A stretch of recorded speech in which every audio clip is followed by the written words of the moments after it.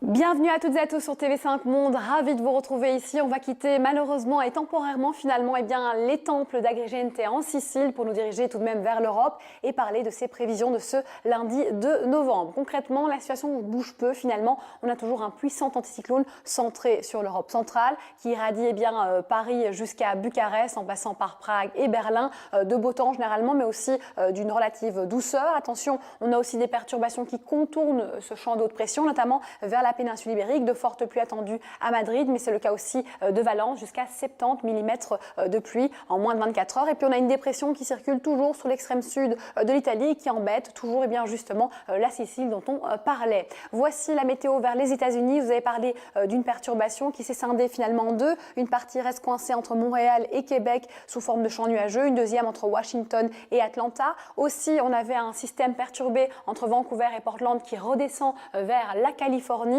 avec des pluies marquées pour San Francisco et c'est plutôt une bonne nouvelle. Et on retrouve un temps sec généralement assez lumineux autour du golfe du Mexique. Toujours la zone de convergence qui est bien là sur l'Amérique du Sud, généralement sur le tiers nord jusqu'à la partie amazonienne du Brésil. Puis on a une perturbation qui relie la Bolivie et le sud Brésil en passant par le Paraguay et aussi quelques pluies possibles vers Santiago. Ici en Afrique, pour le tiers sud, c'est du soleil généreux. Vraiment sur les villes côtières du sud de l'Afrique du Sud, on retrouve des pluies. Puis la zone de convergence intertropicale est là entre la Guinée-Conakry et la région des Grands Lacs avec des pluies en moindre mesure à Douala. Avec le système perturbé qui est sur la péninsule ibérique, les côtes marocaines seront touchées par des pluies. Notez que le cyclone catégorie 4, mais qui va redescendre en catégorie 1, Chapala, va toucher bien les côtes du Yémen. Aussi des pluies et des neiges mêlées seront possibles, les chutes de neige seront possibles à Almaty. Et puis l'Indonésie, moitié nord, sera touchée par des pluies généralement intenses, qu'on retrouve aussi pour une autre raison entre Adélaïde et Hobart, mais aussi entre Adélaïde et Perth, on ne le voit pas,